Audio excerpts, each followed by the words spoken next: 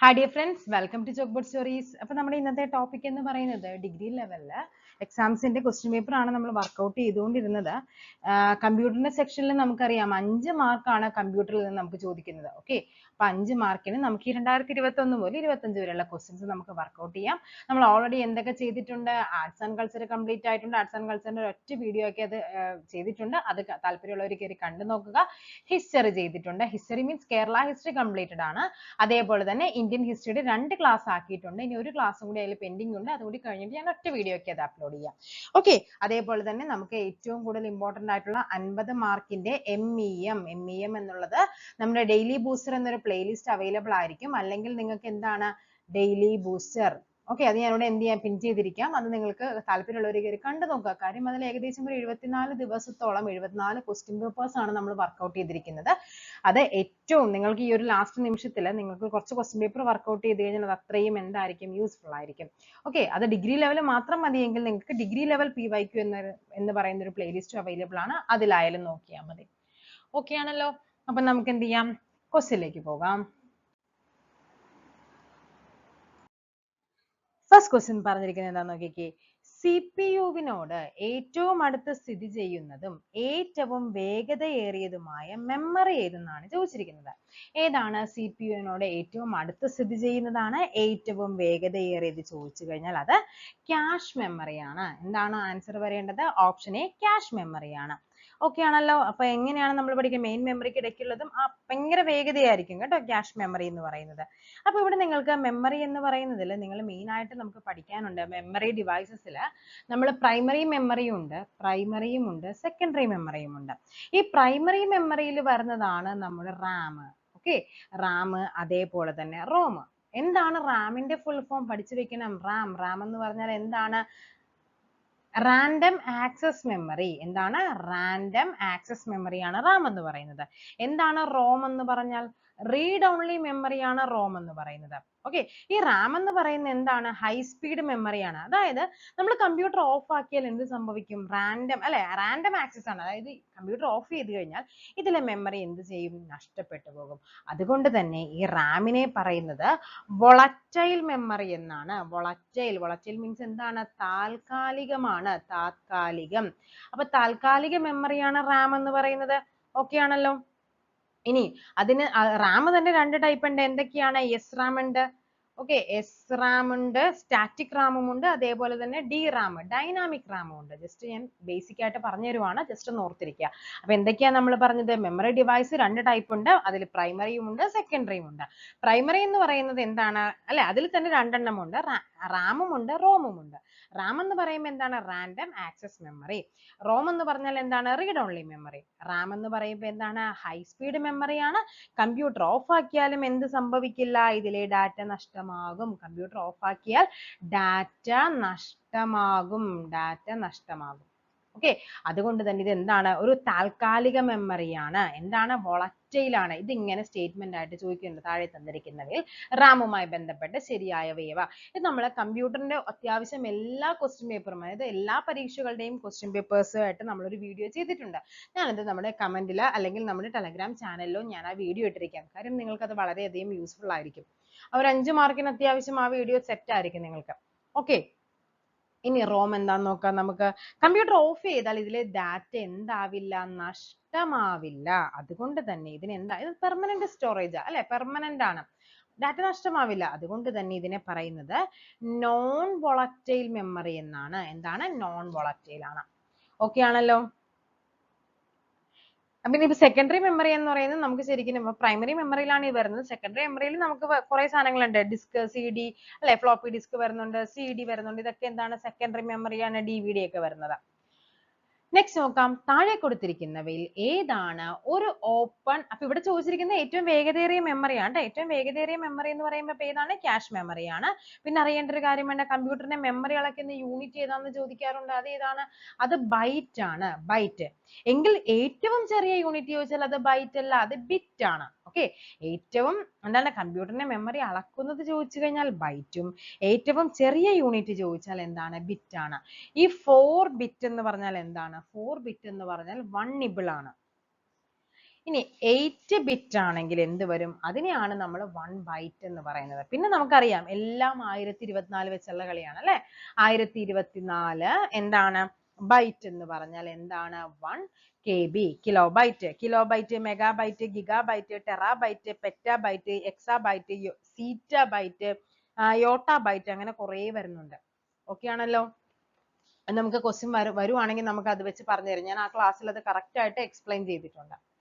താഴെ കൊടുത്തിരിക്കുന്നവയിൽ ഏതാണ് ഒരു ഓപ്പൺ സോഴ്സ് ഓപ്പറേറ്റിംഗ് സിസ്റ്റം എന്നാണ് ചോദിച്ചിരിക്കുന്നത്. ഏതാണ് ഓപ്പൺ സോഴ്സ് ആയിട്ട് വരുന്നത്?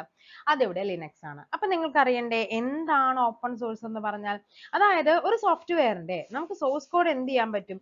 സൗജന്യമായിട്ട് നമുക്ക് ഉപയോഗിക്കാൻ പറ്റും. ഓക്കെ, അതേപോലെ തന്നെ അതിനെ മാറ്റം വരുത്താനും എല്ലാത്തിനും നമുക്ക് ഹെൽപ്പ് ചെയ്യുന്ന അങ്ങനത്തെ സോഫ്റ്റ്വെയറിനെ പറയുന്നതാണ് ഓപ്പൺ സോഴ്സ് എന്ന് പറയുന്നത്. അല്ല, ഓപ്പൺ ആണ്, ഏവർക്കും കയറി എന്ത് ചെയ്യാൻ പറ്റും? അത് യൂസ് ചെയ്യാൻ പറ്റും. അതിന് എക്സാമ്പിൾ ആണ് ലിനക്സ് എന്ന് പറയുന്നത്.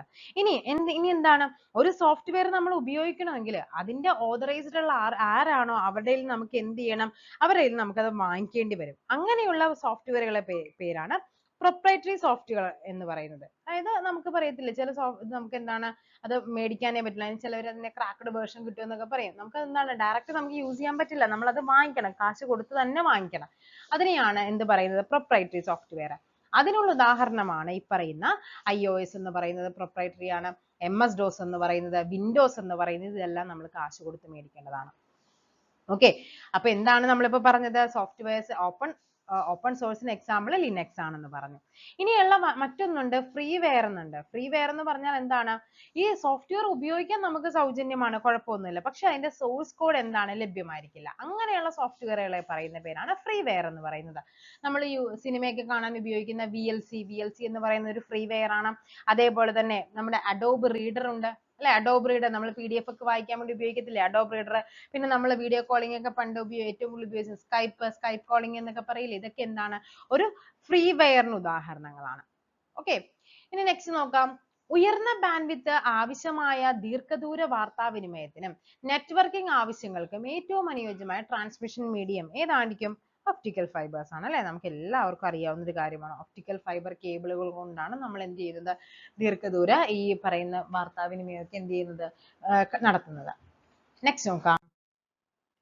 വേൾഡ് വൈഡ് വെബിന്റെ പ്രധാന ഉദ്ദേശം എന്ത്? WWW നമുക്ക് എല്ലാവർക്കും അറിയാവുന്നതാണ് അല്ലെ. WWW എല്ലാവർക്കും അറിയാം. അതിന്റെ ഉദ്ദേശമാണ് ചോദിക്കുന്നത്. എന്താണ് WWW എന്ന് പറഞ്ഞാൽ? World wide web.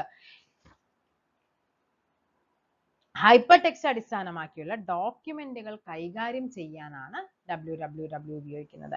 ഇനി ആരാണ് വേൾഡ് വൈഡ് വെബിന്റെ പിതാവ് എന്ന് പറയുന്നത്? ടിം ബെർണേഴ്സ്ലി ആണ്. ടിം ബെർണേഴ്സ്ലി ആണ് എന്തെന്ന് പറയുന്നത്? വേൾഡ് വൈഡ് വെബിന്റെ പിതാവ് എന്ന് പറയുന്നത്. അതിന്റെ ആസ്ഥാനം ചോദിക്കാറുണ്ട്. അതെവിടെയാണ്? അത് നമ്മുടെ വാഷിംഗ്ടൺ DC ആണ് അതിന്റെ ആസ്ഥാനമായിട്ട് വരുന്നത്. ഓക്കെ ആണല്ലോ.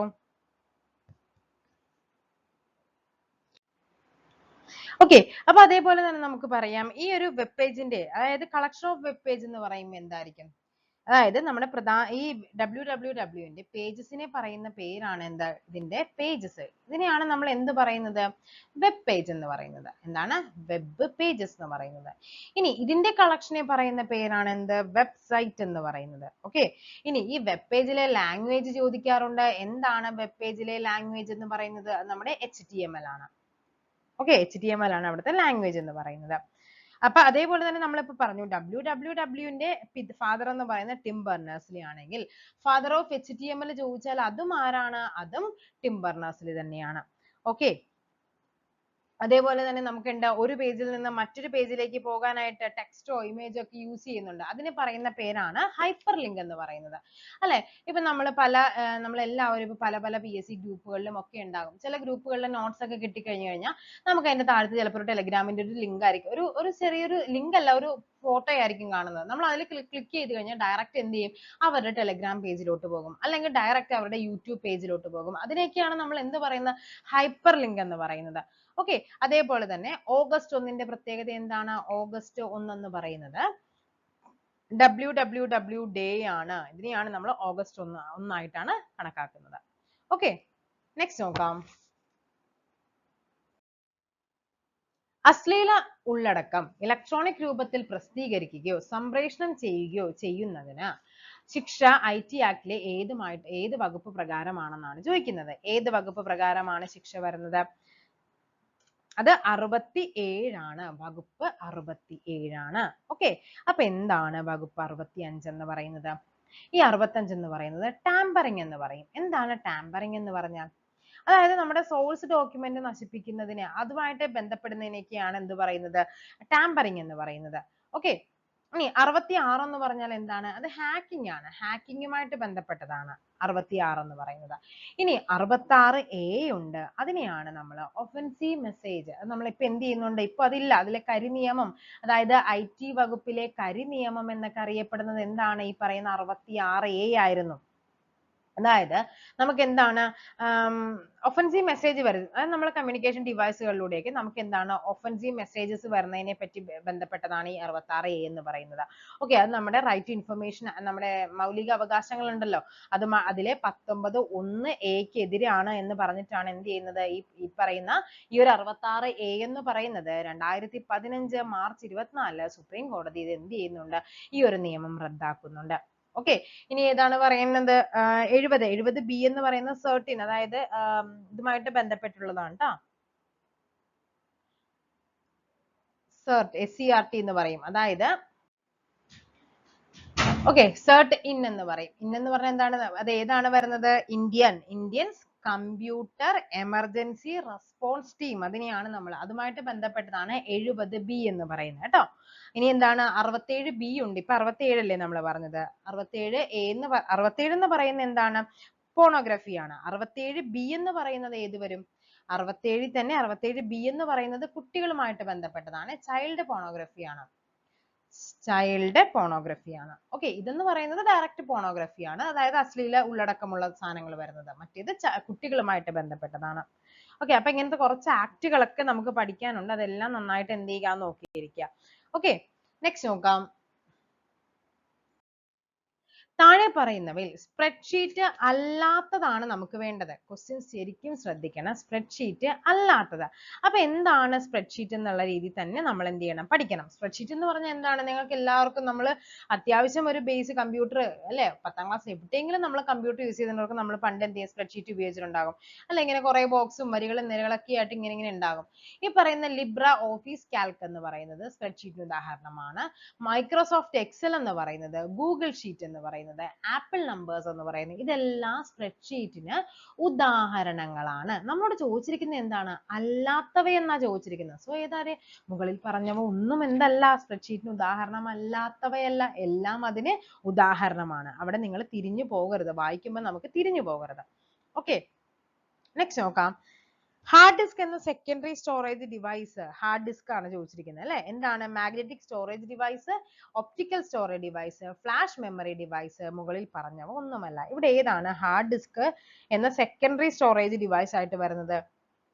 അത് നമ്മുടെ മാഗ്നറ്റിക് സ്റ്റോറേജ് ഡിവൈസ് ആണ്. മാഗ്നറ്റിക് സ്റ്റോറേജ് ഡിവൈസ് ഉണ്ടോ?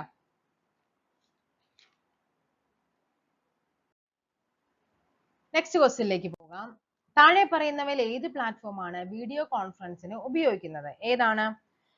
മൈക്രോസോഫ്റ്റ് ടീംസ് എന്ന് പറയുന്നത് വീഡിയോ കോൺഫറൻസിന് ഉപയോഗിക്കാൻ പറ്റുന്നതാണ്. ഓക്കെ.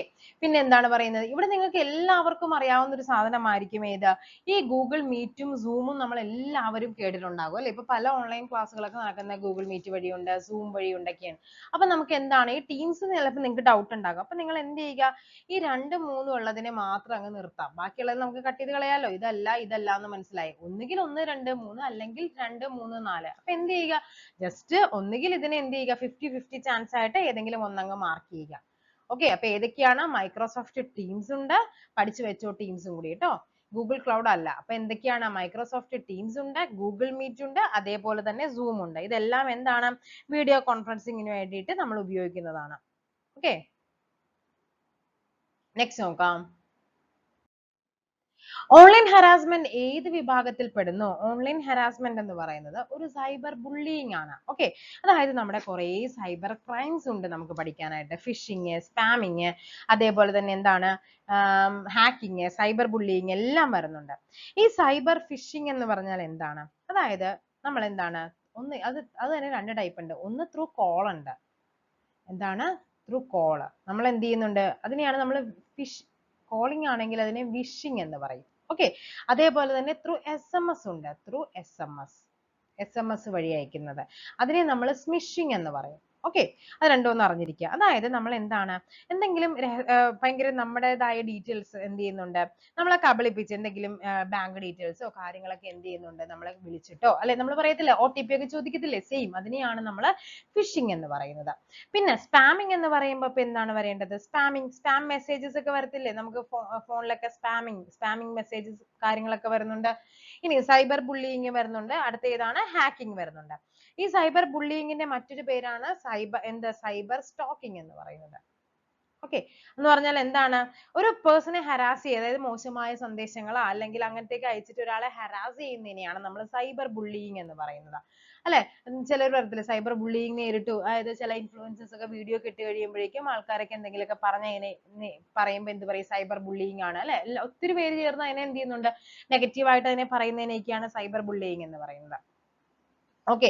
പിന്നെ വരുന്നത് ഹാക്കിംഗ് ആണ്. ഹാക്കിംഗ് തന്നെ നമുക്ക് രണ്ട് ടൈപ്പ് വരുന്നുണ്ട്. ഈ പറയുന്ന വൈറ്റ് ഹാക്കേഴ്സും ഉണ്ട്, അതേപോലെ തന്നെ ഗ്രേ ഹാക്കേഴ്സ് ഉണ്ട്, ഒരെണ്ണം കൂടി ഉണ്ട് ബ്ലാക്ക് ഹാക്കേഴ്സും ഉണ്ട്. അതായത് അവരെ പറയുന്നത് എങ്ങനെയാണ്, മെയിൻ ആയിട്ട് എന്താണ്, അവർ മൊത്തത്തിൽ ഡാറ്റ സംവിധാനത്തെ മൊത്തത്തിൽ നശിപ്പിച്ച് കളയും. അവരെയാണ് അവരെ ഹാക്കിംഗ് എന്ന് പറയുന്നത്. മൂന്ന് ടൈപ്പ് പറയുന്നുണ്ട്. ഫസ്റ്റ് വൺ ബ്ലാക്ക് ഹാറ്റ് ആണ്. ബ്ലാക്ക് ഹാറ്റ് എന്ന് പറഞ്ഞാൽ എന്താണ്? മൊത്തം അവര് നശിപ്പിച്ച് കളയും. പിന്നെ ഉള്ളത് വൈറ്റ് ആണ്. വൈറ്റ് എന്ന് പറഞ്ഞാൽ എന്താ? അവര് ഹാക്ക് ചെയ്യും, പക്ഷെ എന്താണ്, നല്ല ഉദ്ദേശത്തോടു കൂടിയായിരിക്കും അവർ ഹാക്ക് ചെയ്യുന്നത്. ചിലപ്പോൾ ഏതെങ്കിലും ഒരു അല്ലെ, നമ്മുടെ എന്താണ് പോലീസുകാർക്ക് വേണ്ടിയിട്ട് ഹാക്ക് ചെയ്യുന്നത്, എന്തെങ്കിലും ഡാറ്റാസ് കളക്ട് ചെയ്യാനായിട്ടോ അങ്ങനെയുള്ളതിനെയൊക്കെയാണ് വൈറ്റ് ഹാക്കിംഗ് എന്ന് പറയുന്നത്. ഗ്രേ ഹാക്കിംഗ് ഉണ്ട്. ഗ്രേ ഹാറ്റ് അവരെ പറയുന്ന ഗ്രേ ഹാറ്റ് എന്നാണ്. അവരെന്ന് പറഞ്ഞാൽ എന്താണ്, ചിലപ്പോൾ നല്ലതായിരിക്കും, ചിലപ്പോൾ മോശമായിരിക്കും, അത് അവർക്ക് തോന്നിയ പോലെ ആയിരിക്കും. അപ്പൊ മെയിൻ ആയിട്ട് വരുന്നത് ബ്ലാക്ക് ഹാറ്റ് ഉണ്ട്, വൈറ്റ് ഹാറ്റ് ഉണ്ട്, ഗ്രേ ഹാറ്റ് ഉണ്ട്. ഓക്കെ ആണല്ലോ. നെക്സ്റ്റ് നോക്കാം. ലാൻ വാൻ എന്നിവയെ സംബന്ധിച്ച് ശരിയായത് ഏതെല്ലാമെന്നാണ് ചോദിച്ചിരിക്കുന്നത്. ലാനും ഉണ്ട് വാനും ഉണ്ട്. എന്താണ്? വാൻ ലാനിനേക്കാൾ കൂടുതൽ പ്രദേശം ഉൾക്കൊള്ളുന്നു. എന്താണ് വാൻ? എന്താണ് ലാൻ? ലാൻ എന്ന് പറയുമ്പോൾ ലോക്കൽ ഏരിയ നെറ്റ്വർക്ക് ആണ്. വാൻ എന്ന് പറയുമ്പോൾ വൈഡ് ഏരിയ നെറ്റ്വർക്ക് ആണ് അല്ലെ, കുറെ കൂടി സ്ഥലങ്ങൾ വരുന്നുണ്ട്. അപ്പൊ എന്താണ്? വാൻ ലാനിനേക്കാൾ കൂടുതൽ പ്രദേശം ഉൾക്കൊള്ളുന്നു. ശരിയാണ്. ലാനിന് വാനിനേക്കാൾ വേഗത കൂടുതലാണ് അല്ലെ. നമ്മളൊരു സാധനം നമ്മൾ ഇത്രയും സ്ഥലത്ത് വെക്കുന്നതും അത് ഇത്രയും സ്ഥലത്ത് വെക്കുന്നതും തമ്മിൽ എന്താണ് അല്ലെ, കുറച്ചും കൂടി എളുപ്പമായിരിക്കും. അപ്പൊ ലാൻ എന്ന് പറയുമ്പോൾ കുറച്ച് സ്ഥലമേ ഉള്ളൂ, അപ്പോൾ അതിന് എന്തായിരിക്കും? വേഗത കൂടുതലായിരിക്കും. അപ്പൊ ഇതും എന്താണ്? ശരിയാണ്. വാനിന് ലാനിനേക്കാൾ വില കുറവാണോ? ഒരിക്കലും ആയിരിക്കില്ല അല്ലെ, തിരിച്ചായിരിക്കും. കാര്യം ഉറപ്പായിട്ടും അവിടെ എന്താണ്? കൂടുതലായിരിക്കും അല്ലെ, കൂടുതൽ സ്ഥലങ്ങളിൽ കവറേജ് ഒക്കെ വേണം. ലാനിന്റെ പൂർണ്ണനാമം ലാർജ് ഏരിയ നെറ്റ്വർക്ക് എന്നാണ്. ലാർജ് ആണോ? അല്ല. അതെന്താണ്? ലോക്കൽ ഏരിയ നെറ്റ്വർക്ക് ആണ് ലാൻ എന്ന് പറയുന്നത്. അപ്പൊ ഏതാണ്? ഒന്നും രണ്ടും മാത്രമാണ് ഇവിടെ ശരിയായിട്ട് വരുന്നത്. പിന്നെ ഏതാണ് വരുന്നത്? ലാൻ വാൻ മാൻ ഉണ്ട്. മാൻ എന്ന് പറയുമ്പോൾ എന്താണ്? മെട്രോപൊളിറ്റൻ ഏരിയ നെറ്റ്വർക്ക് എന്ന് വരും. ഓക്കെ. നെക്സ്റ്റ് നോക്കാം. നെക്സ്റ്റ് ക്വസ്റ്റ്യൻ നോക്കാം. കമ്പ്യൂട്ടറിൽ ബൂട്ടപ്പ് പ്രോഗ്രാം ഹോൾഡ് ചെയ്യാൻ ഉപയോഗിക്കുന്ന മെമ്മറി ഏതെന്നാണ് ചോദിച്ചിരിക്കുന്നത്. ഏതാണ് കമ്പ്യൂട്ടറിൽ ബൂട്ടപ്പ് എന്ന് പറഞ്ഞാൽ എന്താണ്? ബൂട്ടിംഗ് എന്ന് പറയുമ്പോൾ എന്താണ്? നമ്മൾ ഈ പറയുന്ന മെമ്മറി ഡിവൈസ് പറയുമ്പോൾ പഠിക്കുന്നതാണ്. അതായത് നമ്മളൊരു കമ്പ്യൂട്ടർ ഓൺ ചെയ്യുമ്പോൾ നമുക്കറിയാം അതൊന്ന് ഓക്കെ ആയി വരാൻ, ഒന്ന് പ്രവർത്തന സജ്ജമാകാനായിട്ട് നടക്കുന്ന ആ ഒരു പ്രോസസ്സ് ഉണ്ട്. അതിനെയാണ് നമ്മൾ ബൂട്ടിംഗ് എന്ന് പറയുന്നത്. ഓക്കെ. ഈ ഒരു സമയത്ത് നടക്കുന്നതിനെയാണ് നമ്മൾ എന്ത് പറയുന്നത്? ബൂട്ടപ്പ് പ്രോഗ്രാം എന്ന് പറയുന്നത്. അത് എവിടെയാണ് നടക്കുന്നത്? റോമിലാണ്. എവിടെ? Read only memory. ഓക്കെ. റോമിലാണ് എന്ത് നടക്കുന്നത്? ഈ പറയുന്ന ബൂട്ടപ്പ് പ്രോഗ്രാം നടക്കുന്നത്. ROM, ROM, read only memory. Full form പഠിച്ചു വെക്കണം കേട്ടോ എപ്പോഴും. നെക്സ്റ്റ് നോക്കാം. ഒരു ഹൈ ലെവൽ ഭാഷാ പ്രോഗ്രാമിനെ മെഷീൻ ഭാഷയിലേക്ക് വരിവരിയായി പരിവർത്തനം ചെയ്യുന്നത്. അതായത് നമ്മൾ പഠിക്കേണ്ട ഒരു കാര്യമാണത്. നമ്മൾ ഈ പറയുന്ന മെഷീൻ ലാംഗ്വേജിനെ ഹൈ ലെവൽ ഇതിനെ നമുക്ക് മെഷീനിലേക്ക് മനസ്സിലാവുന്ന വിധത്തിലേക്ക് നമുക്ക് മാറ്റാനുണ്ട്. അതായത് ലാംഗ്വേജ് മെയിൻ ആയിട്ട് രണ്ട് ടൈപ്പ് ഉണ്ട്. ഈ പറയുന്ന എന്താണ്? ലോ ലെവൽ ലാംഗ്വേജും ഉണ്ട്, ഹൈ ലെവൽ ലാംഗ്വേജും ഉണ്ട്. ഓക്കെ. അതിൽ തന്നെ എന്തുണ്ട്? മെഷീൻ ലെവലും ഉണ്ട്, അസംബ്ലി ലാംഗ്വേജും ഉണ്ട്. ഓക്കെ ആണല്ലോ. അതിൽ ഈ പറയുന്ന ഈ ഹൈ ലെവൽ ലാംഗ്വേജിനെ നമ്മുടെ മെഷീൻ ഭാഷയിലേക്ക് ഇവിടെ പറഞ്ഞിരിക്കുന്നത് എന്താണ്? വരിവരിയായി ലൈൻ ബൈ ലൈൻ കൺവേർഷൻ ആണെങ്കിൽ അത് ഏതാണ്? ഇന്റർപ്രറ്റർ ആണ്. പഠിച്ചു വെക്കണം. ഇന്റർപ്രറ്റർ എന്ന് പറയുമ്പോൾ എന്താണ്? വരിവരിയായിട്ട് ചെയ്യുന്നതാണ്. കണ്ടോ? ലൈൻ ബൈ ലൈൻ ആണ്. ഇന്റർപ്രറ്റ് ചെയ്യുക, ലൈൻ ബൈ ലൈൻ. ഓക്കെ. ഇനി കമ്പൈലർ എന്ന് പറഞ്ഞാൽ എന്താണ്? അതിനെ ഒരുമിച്ച് കൺവേർട്ട് ചെയ്യുവാണ്. വരിവരിയായിട്ടെന്നല്ല, അതിനെ ഒരുമിച്ച് കൺവേർട്ട് ചെയ്യുവാണെങ്കിൽ അതിനെ എന്ത് പറയും? അതിനെ കമ്പൈലർ എന്ന് പറയും. ഓക്കെ ആണല്ലോ? അപ്പൊ രണ്ടും പഠിക്കണം. ഹൈ ലെവൽ ലാംഗ്വേജിനെ മെഷീൻ ലെവലിലോട്ട് മാറ്റാൻ രണ്ട് ടൈപ്പ് ഉണ്ട്. ഒന്ന് കമ്പൈലർ ഉണ്ട്, അല്ലെങ്കിൽ ഇന്റർപ്രറ്റർ ഉണ്ട്. കമ്പൈലർ എന്ന് പറഞ്ഞാൽ എന്താണ്? കമ്പൈൻഡ്, ഒരുമിച്ച് കമ്പൈൻ ചെയ്ത് ഒറ്റയടിക്ക് അതിനെ കൺവേർട്ട് ചെയ്യും. ഇന്റർപ്രറ്റ് ചെയ്യുക, നമ്മൾ ഒരാൾ സംസാരിക്കുമ്പോൾ ഇടയിൽ കയറി പറയത്തില്ല, അതേപോലെ ഓരോ ലൈനിന്റെ ഇടയിൽ കയറിയിട്ട് അവർ എന്ത് ചെയ്യും? അതിനെ മാറ്റുന്നു. അങ്ങനെ അങ്ങ് കണക്ട് ചെയ്താൽ മതി. ഓക്കെ. ഇനിയിപ്പോ എന്താണ് അസംബ്ലർ? എന്താണ് അസംബ്ലർ എന്ന് പറഞ്ഞു കഴിഞ്ഞാൽ ഈ പറയുന്ന അസംബ്ലി ലാംഗ്വേജ് ഉണ്ട്, അതായത് നമ്മുടെ ഈ സെക്കൻഡ് ജനറേഷൻ കമ്പ്യൂട്ടേഴ്സ് കണ്ടല്ലോ, അതിലേക്ക് എന്താണ് അസംബ്ലി ലാംഗ്വേജ് ആണ്. അതായത് നമ്മുടെ മെഷീൻ ലെവൽ എന്ന് പറഞ്ഞാൽ എന്താണ്? നമ്മുടെ കമ്പ്യൂട്ടറിന്റെ ഒരേ ഒരു ഇതേ മനസ്സിലാകുള്ളൂ, അതിനെയാണ് നമ്മൾ മെഷീൻ ലെവൽ എന്ന് പറയുന്നത്. അപ്പൊ അതിൽ സെക്കൻഡ് ജനറേഷൻ കമ്പ്യൂട്ടേഴ്സിലാണ് നമ്മൾ അസംബ്ലി ലാംഗ്വേജ് ഉപയോഗിക്കുന്നത്. ഈ അസംബ്ലി ലാംഗ്വേജിനെ മെഷീൻ ലെവലിലേക്ക് ആക്കാനാണ് എന്ത് ഉപയോഗിച്ചുകൊണ്ടിരുന്നത്? അസംബ്ലർ ഉപയോഗിച്ചിരുന്നത്. എന്താണ് അസംബ്ലർ എന്ന് പറയുന്നത്? ഓക്കെ. അതേപോലെ കുറച്ച് ഹൈ ലെവൽ ലാംഗ്വേജ് ഉണ്ട്, അതിന്റെ ഫുൾ ഫോം ചോദിക്കാറുണ്ട്. ഫസ്റ്റ് വൺ ആണ് കോബോൾ. എന്താണ് കോബോൾ എന്ന് പറയുന്നത്? എന്താണ്? കോമൺ ബിസിനസ് ഓറിയന്റഡ് ലാംഗ്വേജ് ആണ്. കോമൺ ബിസിനസ് ഓറിയന്റഡ് ലാംഗ്വേജിനെയാണ് കോബോൾ എന്ന് പറയുന്നത്. Common business oriented language. പിന്നെ ഉള്ളത് പ്രോലോഗ് ആണ്. പ്രോലോഗ് എന്ന് പറയുന്നത് ഈ ആർട്ടിഫിഷ്യൽ ഇന്റലിജൻസിലേക്ക്, അത് അങ്ങനെ തന്നെ ചോദിച്ചിട്ടുണ്ട് കേട്ടോ, ആർട്ടിഫിഷ്യൽ ഇന്റലിജൻസിലേക്ക് യൂസ് ചെയ്യുന്നത് ഈ പറയുന്ന പ്രോലോഗ് ആണ്. Okay. National cyber crime reporting പോർട്ടലിൽ സൈബർ കുറ്റകൃത്യം റിപ്പോർട്ട് ചെയ്യുന്നതിനുള്ള 4 അക്ക ഹെൽപ്പ് ലൈൻ നമ്പർ ഏതെന്നാണ് ചോദിച്ചിരിക്കുന്നത്. ഏതാണ് 4 അക്ക നമ്പർ എന്ന് പറയുന്നത്?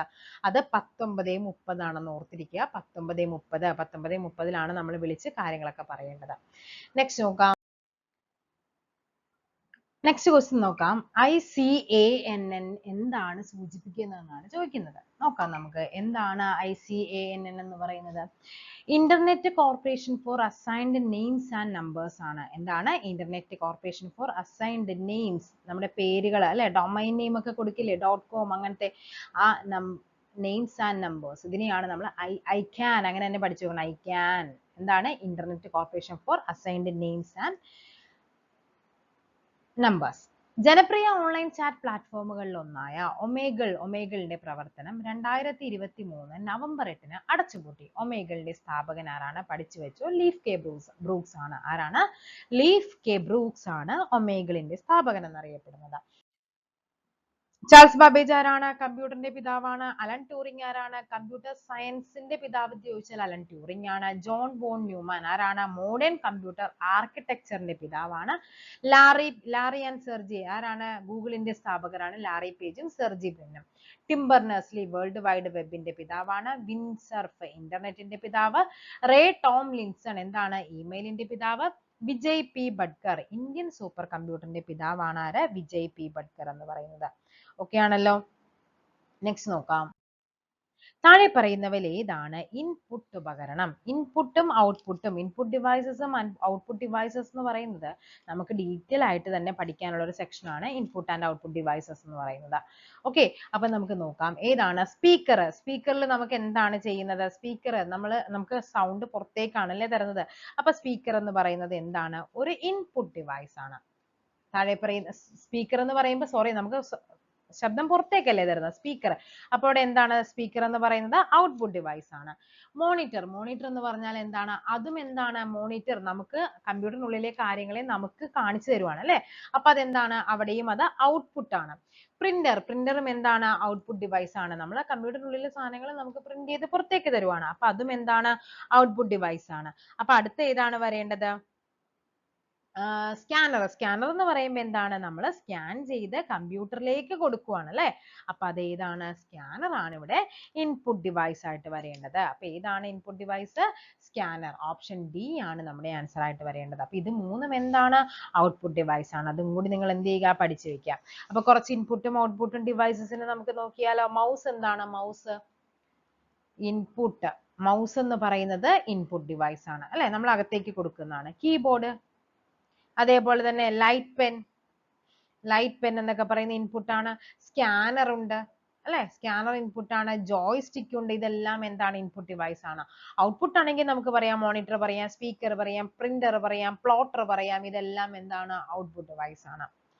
ഡാഷ് ഒരു ആപ്ലിക്കേഷൻ സോഫ്റ്റ്വെയർ ആണ്. ആപ്ലിക്കേഷൻ സോഫ്റ്റ്വെയർ എന്ന് പറയുമ്പോൾ എന്താണ് ഈ ഉദ്ദേശിക്കുന്നത്? അതായത് നമ്മൾ എന്തെങ്കിലും ഒരു പ്രത്യേക ആവശ്യത്തിന് വേണ്ടിയിട്ടായിരിക്കണം അത് വികസിപ്പിക്കുന്നത്. അതിനെയാണ് നമ്മൾ ആപ്ലിക്കേഷൻ സോഫ്റ്റ്വെയർ. അപ്പൊ ഇവിടെ ഏതായിരിക്കും? അത് വേർഡ് പ്രോസസർ ആണ്. ഓക്കെ.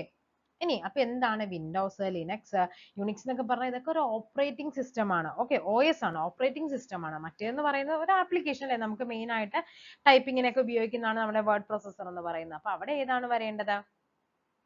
നമ്മുടെ വേർഡ് പ്രോസസർ ആണ്. ഓക്കെ, ഈ ഓപ്പറേറ്റിംഗ് സിസ്റ്റം എന്ന് പറയുന്ന ഒരു മൊഡ്യൂൾ ആയിട്ട് തന്നെ നമുക്ക് എന്ത് ചെയ്യാനുണ്ട്? പഠിക്കാനായിട്ടുണ്ട്. അതായത് നമ്മുടെ മനുഷ്യനും കമ്പ്യൂട്ടറിനും ഇടയ്ക്ക് ഇന്റർഫേസ് ചെയ്യുന്നതിനാണ് നമ്മൾ ഓപ്പറേറ്റിംഗ് സിസ്റ്റം എന്ന് പറയുന്നത്. അല്ല, അവിടെ എന്താണ്? സിസ്റ്റം മാനേജ് ചെയ്യുന്നുണ്ട്, മെമ്മറി മാനേജ് ചെയ്യുന്നുണ്ട്, പ്രോസസ് ചെയ്യുന്നുണ്ട്, ഇങ്ങനെ ടൈം മാനേജ്, ഇതെല്ലാമാണ് ഓപ്പറേറ്റിംഗ് സിസ്റ്റത്തിന്റെ ഫങ്ഷൻസ് എന്ന് പറയുന്നത്. അതിൽ ഫസ്റ്റ് വൺ ആണ് ഡോസ്. ഡോസ് എന്ന് പറയുമ്പോൾ എന്താണ്? ഒരു ഓപ്പറേറ്റിംഗ് സിസ്റ്റത്തിന് എക്സാമ്പിൾ ആണ്. Okay, disk operating system. പിന്നെ ഏതാണ്? മൈക്രോസോഫ്റ്റ് വരുന്നുണ്ട്. പിന്നെ ഇത് വരുന്നുണ്ട് വിൻഡോസ് വരുന്നുണ്ട്. ഓക്കെ, പിന്നെ ഏതാണ് വരുന്നത്? ഇപ്പൊ നമ്മൾ പറഞ്ഞല്ലോ, വിൻഡോസ്, ലിനക്സ് വരുന്നുണ്ട്, മാക് വരുന്നുണ്ട്, യൂണിക്സ് വരുന്നുണ്ട്. ഇതെല്ലാം എന്താണ്? അതേപോലെ ബോസ് എന്താണ്? BOSS, ബോസ് അതൊരു ഓപ്പറേറ്റിംഗ് സിസ്റ്റം ആണ്. എന്താണ് ബോസസ് എന്ന് പറയുന്നത്? അതായത് ലിനക്സിനെ അടിസ്ഥാനമാക്കി നമ്മുടെ ഇന്ത്യ വികസിപ്പിച്ചത്. ഇന്ത്യ എന്താണ് ബോസിന്റെ full form? Bharat operating system സൊല്യൂഷനെയാണ് ബോസ് എന്ന് പറയുന്നത് കേട്ടോ. അതെന്താണ്? നമ്മുടെ ഇന്ത്യ വികസിപ്പിച്ചെടുത്താണ്. അപ്പൊ അതും കൂടി ഒന്ന് പഠിക്കണം. പിന്നെ വരുന്നത് ആൻഡ്രോയിഡ്. ആൻഡ്രോയിഡ് എന്ന് പറയുന്നത് ഒരു ഓപ്പറേറ്റിംഗ് സിസ്റ്റം ആണ് അല്ലെ? ആൻഡ്രോയിഡ് എന്ന് പറയുമ്പോൾ നമുക്കറിയാം കുറെ വേർഷൻസ് ഉണ്ട് ആൻഡ്രോയിഡിന്റെ. ഏതൊക്കെയാണ്? നമ്മൾ ABCD വെച്ചിട്ട് തന്നെ പറയുന്നുണ്ട്. കപ്പ് കേക്ക് ഉണ്ട്, ഡോണറ്റ് ഉണ്ട്, ആൽഫ ബീറ്റ കഴിഞ്ഞിട്ടുണ്ട്. പിന്നെ ഏതാണ്? കപ്പ് കേക്ക്, ഡോണറ്റ്, എക്ലെയർ, ഫ്രയോ, അതേപോലെ ginger bread, honey comb, ice cream, HIJ, അങ്ങനെ ആ ഒരു ഇതിലാ പോകുന്നത്. ജെ എന്ന് പറയുമ്പോൾ jelly been, KitKat, lollipop, marshmallow, nuggets, Oreo, pi, ഇതെല്ലാം എന്താണ്? ഇതിന്റെ വേർഷൻസ് ആണ് പറയുന്നത്. ആൻഡ്രോയിഡിന്റെ വേർഷൻസിന് പറയുന്ന പേരുകളാണ്. ഒരു വലിയ ഭൂമിശാസ്ത്രപരമായ പ്രദേശത്ത് വ്യാപിച്ചു കിടക്കുന്ന ശൃംഖലയാണ് വലിയ ഭൂമിശാസ്ത്രം എന്ന് പറയുമ്പോൾ നമുക്കറിയാം. ലാൻ എന്ന് പറയുമ്പോൾ ലോക്കൽ ആണ്, പാൻ എന്ന് പറയുമ്പോൾ പേഴ്സണൽ ആണ്. വാൻ എന്ന് പറയുമ്പോൾ എന്താണ്? വൈഡ് ഏരിയ നെറ്റ്വർക്ക്, വലിയൊരു സ്ഥലത്ത് എന്താണ്? വ്യാപിച്ചു കിടക്കുന്നതായിരിക്കണം. നെക്സ്റ്റ് നോക്കാം. ഒരു വെബ് പേജ് കാണാൻ ഉപയോഗിക്കുന്ന ആപ്ലിക്കേഷൻ സോഫ്റ്റ്വെയർ ആണ് പറയുന്നത് എന്ത്? ബ്രൗസർ എന്ന് പറയുന്നത്. ബ്രൗസർ അല്ലെ, വെബ് പേജ് കാണാൻ ഉപയോഗിക്കുന്ന ആപ്ലിക്കേഷൻ സോഫ്റ്റ്വെയർ. നമ്മൾ നോർമലി ഉപയോഗിക്കുന്ന ബ്രൗസേഴ്സ് ഏതൊക്കെയാണ് അല്ലെ? ഏറ്റവും കൂടുതൽ ഉപയോഗിക്കുന്ന എന്തായിരിക്കും? ഗൂഗിൾ ക്രോം ഉണ്ടാകും. പിന്നെ ഏതാണ് ഏറ്റവും വേഗതയേറിയത്? നമ്മുടെ ആപ്പിളിലൊക്കെ ഉള്ളത് ഏതാണ്? സഫാരി. സഫാരിയാണ് ഏറ്റവും വേഗതയേറിയ വെബ് ബ്രൗസർ ഏതെന്ന് ചോദിക്കാറുണ്ട്. അത് നമ്മുടെ സഫാരിയാണ്. പിന്നെ ഏതാണ്? ഇന്റർനെറ്റ് എക്സ്പ്ലോറർ, മോസില്ല ഫയർഫോക്സ്, ഇതെല്ലാം എന്താണ്? നമ്മുടെ വെബ് ബ്രൗസേഴ്സിന് എക്സാമ്പിൾസ് ആണ്. IT ആക്ട് നിലവിൽ വന്ന വർഷം ഏത് വർഷമാണ്? IT ആക്ട് വന്നത് 2000-ലാണ് IT ആക്ട് നിലവിൽ വന്നത്. ഓക്കെ,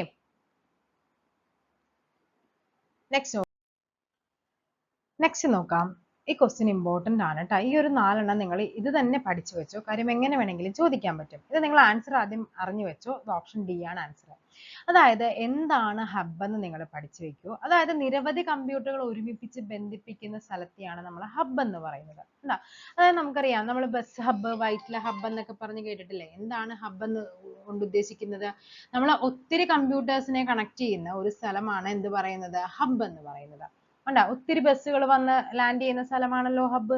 സെയിം തന്നെ, അതായത് കുറെ കമ്പ്യൂട്ടേഴ്സിനെ കണക്ട് ചെയ്യുന്ന ആ ഒരു ഇതിനെ ഹബ്ബ് എന്ന് പറയുന്നു. അപ്പൊ അങ്ങനെ തന്നെ പഠിച്ചു വെച്ചു. നെക്സ്റ്റ് വരുന്നത് റൂട്ടർ ആണ്. എന്താണ് റൂട്ടർ എന്ന് പറഞ്ഞാൽ? 2 എന്ന് പറയുന്നത് C ആണ്. ഉണ്ടോ? എന്താണ് നോക്കിക്കേ, 2 വ്യത്യസ്ത നെറ്റ്വർക്കുകളെ തമ്മിൽ ബന്ധിപ്പിക്കുന്നു. കണ്ടോ? അതായത് IP അഡ്രസ്സിനെ അടിസ്ഥാനമാക്കി ഒന്നിൽ കൂടുതൽ നെറ്റ്വർക്കിനെ പരസ്പരം ബന്ധിപ്പിക്കാനാണ് എന്ത് ഉപയോഗിക്കുന്നത്? റൂട്ടർ ഉപയോഗിക്കുന്നത്. എന്താണ് റൂട്ടർ? എന്താണ് റിപ്പീറ്റർ എന്ന് പറയുന്നത്? റിപ്പീറ്റർ വരുമ്പോഴേക്കും 3 ആണ്. കണ്ടോ? നെറ്റ്വർക്കിലെ കൈമാറ്റം ചെയ്യപ്പെടുന്ന സിഗ്നലിനെ വർദ്ധിപ്പിക്കുന്നു. ഇങ്ങനെ പഠിച്ചു വെച്ചാൽ മതി. വീക്ക് സിഗ്നൽസിനെ ആംപ്ലിഫൈ ചെയ്യും, വർദ്ധിപ്പിക്കും. സിഗ്നൽസിനെ ആംപ്ലിഫൈ ചെയ്യുന്നതിനാണ് എന്ത് ഉപയോഗിക്കുന്നത്? റിപ്പീറ്റർ ഉപയോഗിക്കുന്നത്. അപ്പൊ ഇനി എന്താണ് ഗേറ്റ്വേ എന്ന് പറഞ്ഞാൽ? നോക്കിക്കേ, വ്യത്യസ്ത പ്രോട്ടോക്കോളുകൾ കൈകാര്യം ചെയ്യുന്നതിനെയാണ് എന്ത് ഉപയോഗിക്കുന്നത്? ഗേറ്റ്വേ. വ്യത്യസ്തങ്ങളായ നെറ്റ്വർക്കിനെ പരസ്പരം കണക്ട് ചെയ്യാനായിട്ട് എന്ത് ഉപയോഗിക്കുന്നുണ്ട്? ഗേറ്റ്വേ ഉപയോഗിക്കുന്നുണ്ട്. കണ്ടോ? അപ്പൊ എന്താ പറയുന്നത്? 2 വ്യത്യസ്ത നെറ്റ്വർക്കുകളെ പരസ്പരം ബന്ധിപ്പിക്കാൻ റൂട്ടർ ആണ്. അത് എന്തിന്റെ ബേസിലാണ്? IP അഡ്രസ്സിന്റെ ബേസിലാണ്.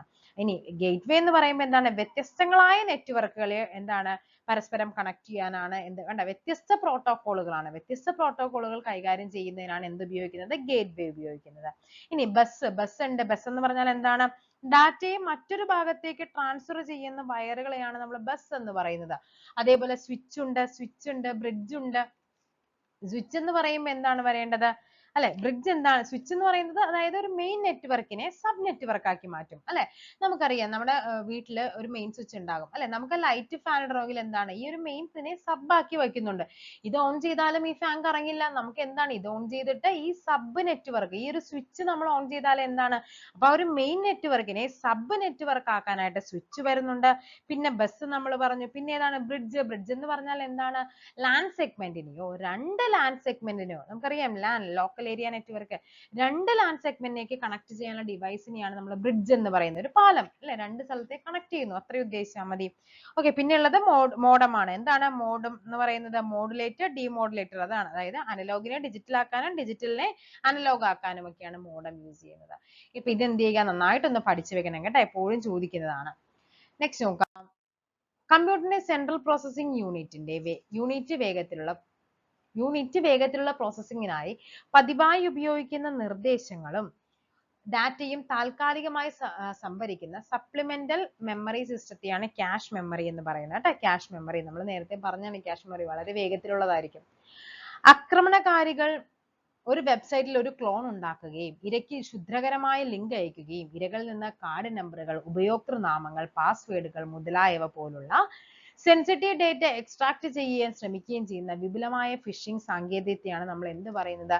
വെബ് ജാക്കിംഗ് എന്ന് പറയുന്നത്. Web jacking. ഓക്കെ, എന്താണ് സലാമി അറ്റാക്ക്? സലാമി ആക്രമണം എന്ന് പറഞ്ഞാൽ പണത്തിന് വേണ്ടിയൊക്കെ മാത്രം നടത്തുന്ന സൈബർ ക്രൈംസിനെയാണ് സലാമി അറ്റാക്ക് എന്ന് പറയുന്നത്. അങ്ങനെ തന്നെ നമുക്ക് പഠിക്കാനുണ്ട്. നമ്മൾ നേരത്തെ പറഞ്ഞാണ് ഫിഷിങ്, അതേപോലെ തന്നെ ഈ സൈബർ ക്രൈംസിൽ വരുന്നതാണ് സ്ലാക്കിങ്, സ്റ്റാക്കിങ് എന്നൊക്കെ പറഞ്ഞ്, സ്റ്റാക്കിങ്, ബുള്ളിങ് എന്നൊക്കെ പറയത്തില്ലേ?